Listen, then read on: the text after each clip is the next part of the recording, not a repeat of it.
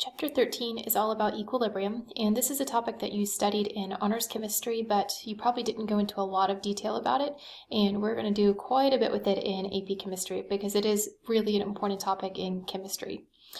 So let's just go over an overview of what it is first. This is equilibrium occurs when the rate of the forward reaction is equal to the rate of the reverse reaction. So the first thing to notice is that word rate. Because a lot of people tend to see the word equilibrium in the middle of see the word equal in the middle of the word equilibrium, and they think it means equal amounts of things, so equal amounts of reactants and products, and that is not what it means at all. So it has nothing to do with how much you have. It has to do with how fast the forward and the reverse reactions are occurring. So most reactions in life can actually go both ways. So for example, if you're trying to dissolve some salt, the salt can break apart into ions, but at the same time, some of those ions can come back together to make the salt. So both things are happening at the same time. And so when it reaches equilibrium, it means they're happening at the same rate. And there's a couple of things that you need to be able to talk about with this. One is that once something has reached equilibrium, the amounts of things remain constant. And you have to understand that the word constant is not the same as the word equal. Constant means they are not changing. And so the data is going to show that the concentrations of the reactants and the products are not changing anymore, but it does not mean that they're the same. So for example, you could have, once it reaches equilibrium, you could have 90% reactants and only 10% of the products. And once it reaches equilibrium, you'll always have 90% reactants and 10% products, because as the reactant turns into product, then that product turns back into reactant. And so the numbers stop changing. However, the reaction has not stopped. So it's a dynamic system. The reactions are still happening. But you need to be able to explain all of that. That equilibrium is the rate of the forward equals the rate of the reverse, that the numbers stay consistent. Stay constant, and that it's a dynamic system. So you're not going to have, nothing has stopped basically. You can change equilibrium pretty easily, so it's sensitive to external forces, and we'll talk about that in the last section of this chapter, how you can put stress on the system to force it to go faster in one way versus the other.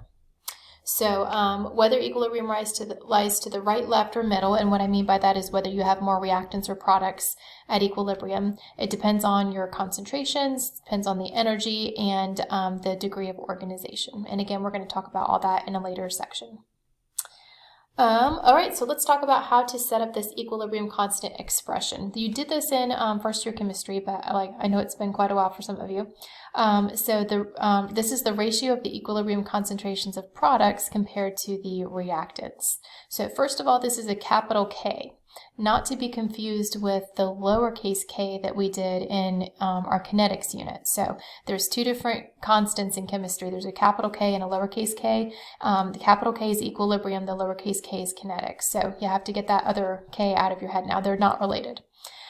So this capital K is equal to the products over the reactants. So that's the first thing, is to make sure that you always put the products on top. And that can be really hard for students because studies show that you obviously tend to read left to right, but they also show that you tend to read fractions top to bottom. And so it's tempting to put the reactants on the top of the fraction. So make sure that you always put the products on top.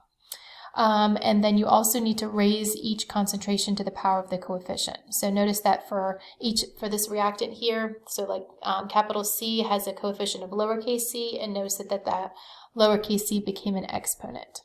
So products over reactants, you're going to raise them to the power of their coefficient.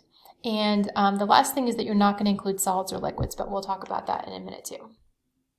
K does depend on temperature. And that's something you probably should just memorize, that this capital K is always dependent on temperature, but nothing else.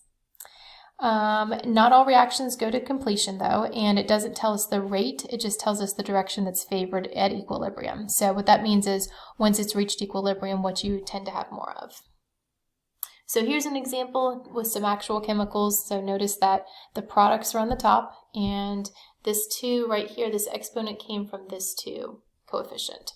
And same thing here, this 2 went right there. So don't forget to raise them to the power of their coefficients.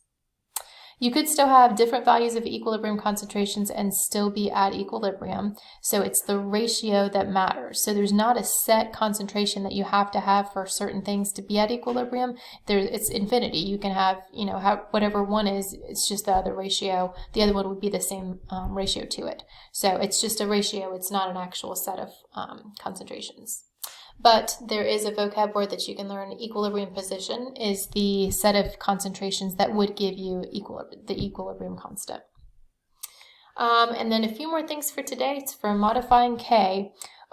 This is kind of like Hess's law. So if you remember Hess's law, you can add up the elementary steps to get the overall reaction. And in the process, you can do things to the reactions. So you can flip them, and then you would change the sign of the delta H. Or you can multiply everything by 2, and then you would multiply delta H by 2, and then you add them all up together. This is similar, but instead of doing the action to the number, you're going to do the action to the exponent. So for example, when you reverse a reaction, right here, when you reverse a chemical reaction, you can do the same, get the same K, but instead of making K negative, you're going to make K's exponent negative. So it would become K to the -1, which is the same thing as 1 over K. So here's our example. If we have this reaction right here, the K fraction would be this right here. So we have the products over the reactants. All the coefficients are 1. If you wanted to write the K fraction for the reverse reaction, you flip K. So you raise it to the power of the -1, or you flip it. And so this would be the new K if you flip that reaction. Same thing for coefficients. So you can multiply a reaction by something. So in this example right here, we had 2 and 1 as our coefficients, and then we divided both of them by 2. So now we have a 1 here and a 1/2. But again, instead of dividing K by 2, you're going to raise K to the 1/2. So whatever you're doing to the exponent of K, not to K itself. And then the last thing is that when you add the equations to get the overall equation, you're going to multiply. So product means multiply. And this is different because in Hess's law, you added the numbers. Now you're going to multiply the numbers. So same thing as Hess's law, except you do all of the math to the exponent of K instead of to K itself. And then once you finish, you're going to multiply the K values instead of adding them. And you're going to do a bunch of these in the progress check to check and make sure you understood how to do this. That's it.